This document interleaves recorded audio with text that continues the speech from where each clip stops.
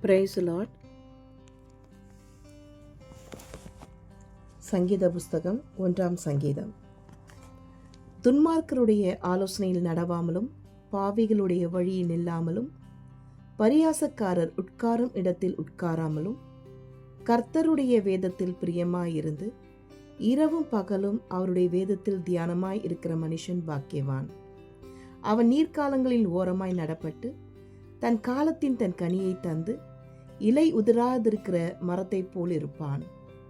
அவன் செய்வதெல்லாம் வாய்க்கும். துன்மார்க்கரோ அப்படி இராமல் காற்று பறக்கடிக்கும் பதரை போல் இருக்கிறார்கள். ஆகையால் துன்மார்க்கர் நியாய தீர்ப்பிலும் பாவிகள் நீதிமான்களின் சபையிலும் நிலைநிற்பதில்லை.